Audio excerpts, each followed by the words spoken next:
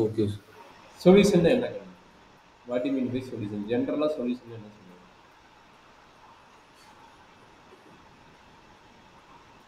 O, plus 5 equal to 0 னா x equal to minus 5 is a solution. சரிங்களா? Okay. அப்படின்னா என்ன மீனிங்? நம்மளுக்கு எண்ட் ஆஃப் ரிசல்ட் 0 கிடைக்கணும்னா எக்ஸுக்கு வந்து மைனஸ் 5 போடுங்க, நமக்கு சொல்யூஷன் கிடைக்கும். தட் மீனிங் என்ன? இந்த ஈக்குவேஷன் வந்து சால்வ் ஆகும். சரிங்களா? சரி, இந்த ஓகே சார். டிஃபரன்ஷியல் ஈக்குவேஷன்ல dy by dx equal to some x இருக்குது. அப்போ இதுக்கு சொல்யூஷன் கேட்குறாங்க, எப்படி கண்டுபிடிப்பீங்க? அதான் நம்மளுடைய work. அப்போ என்ன பண்ணுவோம்? சிஸ்டி கிராஸ் மல்டிப்ளை பண்ணுவோம். அப்போ என்னது? dy equal to X into dx. அப்போ ரெண்டுக்கு இன்டெகிரல் பண்ணுங்க. அப்போ y ஈக்குவல் டு என்ன கிடைக்கும்? X square by two plus c கிடைக்கும். சரிங்களா? அப்போ திரும்ப இந்த y okay. Square plus c இங்கே அப்ளை பண்ணால் நம்மளுக்கு ரைட் ஹேண்ட் சைட் பண்ணுறோம். சரிங்களா? அப்போ இதுதான் நம்மளுடைய solution. சரியாப்பா? Okay sir.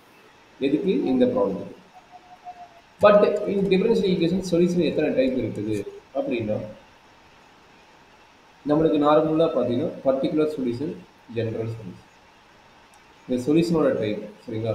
Differential equation solution type of solution வந்து உங்கள் ப்ளஸ் டூ லெவலில் வந்து பார்த்தீங்கன்னா ரெண்டு சொல்யூஷன் சொல்கிறாங்க. ஒன்று கேட்டிங்கன்னா ஜென்ரல் சொல்யூஷனுங்கிறாங்க, அடுத்தது பார்த்தீங்கன்னா பர்டிகுலர் சொல்யூஷன். ஸோ அடுத்தது யார்? Particular solution. So particular first general solution என்னென்னா, நம்ம நார்மலாக சால்வ் பண்ணிவிட்டு வித் கான்ஸ்டன்ட் டைமோடு வருது பார்த்தீங்களா? நார்மலாக சால்வ் வித் கான்ஸ்டன்ட் டைம் வருது பார்த்தீங்களா? அதுக்கு பேர் ஜென்ரல் சொல்யூஷன். அந்த கான்ஸ்டன்ட் டைம் என்னங்கிறாங்க? Arbitrary constant. சரிங்களா? இப்போ பார்த்தீங்கன்னா இதுக்கு பேர் ஃபர்ஸ்ட் ஆர்டர் டிகிரி. சரிங்களா? First order differential equation. கரெக்டுங்களா?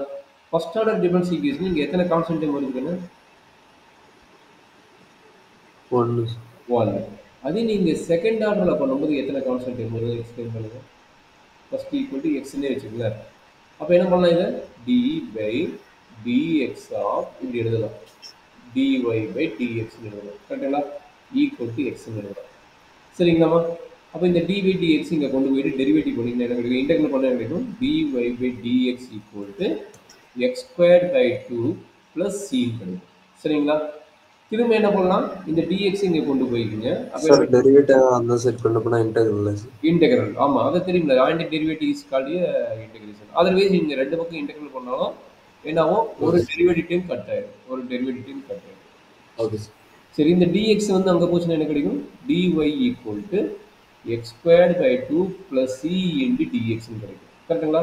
அப்போ இதனுடைய வேல்யூ என்ன கிடைக்கும்? y equal to x square by two x கியூப்பா x cube by six plus c c into dx வந்து எக்ஸு ப்ளஸ் அனதர் கான்ஸ்டன்ட். ஏன்னா இது இன்டெகிரல் முடிஞ்சிச்சு, அனதர் கான்ஸ்டன்ட் டி வந்துச்சு. சரிங்களா?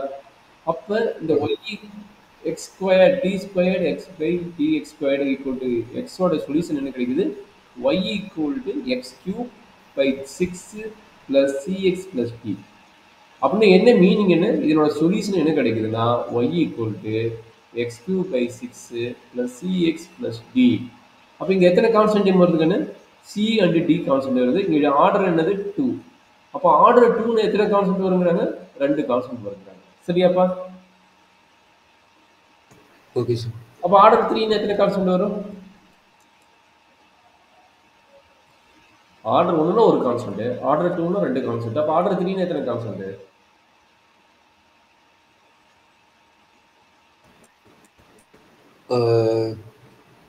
3 சார். அவ்வளோதான். அப்போ ஒரு ஜென்ரல் சொல்யூஷன் இங்கே என்ன ஆகுதுன்னா, டிகிரிக்கு தகுந்த மாதிரி தான், ஆர்டருக்கு தகுந்த மாதிரி நம்மளுக்கு வந்து கான்ஸ்டன்ட் டைம் இன்வால்வ் ஆகும். சரிங்களா? அப்போ ஜென்ரல் சொல்யூஷன் இது solution with the arbitrary constant according the highest derivative. எவ்வளோ ஹையஸ்ட் டெரிவேட்டிவ் இருக்குதோ அதுக்கு தகுந்த மாதிரி ஆர்பிட்ரரி கான்ஸ்டன்ட் இன்வால்வ் ஆகும். சரிங்களா?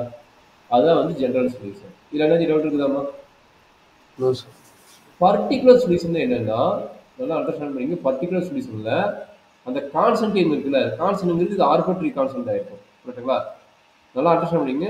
இந்த சி அண்ட் டி என்னெல்லாம் கான்ஸ்டன்ட் வருதோ அதெல்லாம் வந்து என்னது? ஒரு ஆர்பிட்ரரி கான்ஸ்டன்ட். அந்த பர்டிகுலர் சொல்யூஷன் என்ன சொல்றாங்கன்னா, is given the initial condition. Initial condition கொடுத்துருவாங்க. ஐசின்னு இனிஷியல் கண்டிஷன் கொடுத்துருவாங்க. அந்த இனிஷியல் கண்டிஷன் வச்சுட்டு ஜென்ரல் சொல்யூஷன் அப்ளை பண்றீங்க. இனிஷியல் கண்டிஷன் எங்க அப்ளை பண்றீங்க? ஜென்ரல் சொல்யூஷன் அப்ளை பண்றீங்க. அப்ளை பண்ணும்போது என்ன கிடைக்குன்னா, இந்த சி ஆர்பிட்ரரி கான்ஸ்டன்ட்க்கு வந்து நல்லா பார்த்துங்க, அந்த ஆர்பிட்ரரி கான்ஸ்டன்ட் வந்து ஒரு பர்டிகுலர் கான்ஸ்டன்ட் டைம் வந்துடும். சரிங்களா? சப்போஸ் சிங்கும் போது இந்த இனிஷியல் கண்டிஷன் அப்ளை பண்ணும்போது ஐ சும்மா சாம்பிளுக்கு எடுக்கிறேன். Suppose c equal to d 2 and d equal to 5 இந்த மாதிரி ஒரு பர்டிகுலர் கான்ஸ்டன்ட் டைம் வந்துடும். சரிங்களா? என்ன சொல்றாங்க? பர்டிகுலர் கான்ஸ்டன்ட் டைம் வந்துடும். சரிங்களா? அந்த டைப் ஓகே ஆஃப் சொல்யூஷனுக்கு பார்த்தீங்கன்னா பர்டிகுலர் சொல்யூஷன். அதாவது மீனிங் என்னன்னா, சப்போஸ் இங்க y ஈக்குவல் என்ன கிடைக்கும்? X cube by 6 plus c x plus டின்னு வருதுன்னா, இங்க என்ன சொல்லிட்டாங்க? C equal to 2 and d equal to 5னா, அப்போ இதனோட சொல்யூஷன் என்ன இருக்கும்? அந்த சி டியை ரீப்ளேஸ் பண்ணிட்டு எக்ஸ் கியூப் பை 6 இங்க சியோட வேல்யூ 2x அண்ட் டியோட வேல்யூ 5. இந்த மாதிரி சி டி எலிமினேட் ஆகிட்டு ஒரு பர்டிகுலர் சொல்யூஷன் கிடைக்கும். That type of solution is called a particular solution. Understand பண்ண முடியுதாமா? Yes sir. டிஃபரன்ஸ் ஈக்குவேஷனா 2 சொல்யூஷன் இருக்கும். One is general solution, particular solution. General சொல்யூஷன்ங்கிறது வந்து அதனுடைய ஹையஸ்ட் டெரிவேட்டிவ் என்ன இருக்குமோ அதுக்கு தகுந்த மாதிரி நம்மளோட ஆர்பிட்ரரி கான்ஸ்டன்ட் வேல்யூவோட சொல்யூஷன் கிடைக்கும். That is called a general solution. Particular solution என்னது? சம் இன்சியல் கண்டிஷன் கொடுத்துருப்பாங்க. அதை வந்து நம்ம ஜெனரல் சொல்யூஷன் அப்ளை பண்ணிட்டு நம்ம சம் கான்ஸ்டன்ட் டைம் வந்து ஆர்பிட்ரரி கான்ஸ்டன்ட் டைம் வந்து சம் பர்டிகுலர் கான்ஸ்டன்ட் டைம் கிடைச்சிருக்கும். அந்த பர்டிகுலர் கான்ஸ்டன்ட் டைம் வந்து ஜெனரல் சொல்யூஷன் அப்ளை பண்ணும்போது நம்மளுக்கு ஒரு சொல்யூஷன் கிடைக்கும். That type of solution is called a particular solution. இதுதான் solution of the differential equation. சரிங்களா? இதெல்லாம் டவுட் இருக்குதா? ஓகே. எஸ்.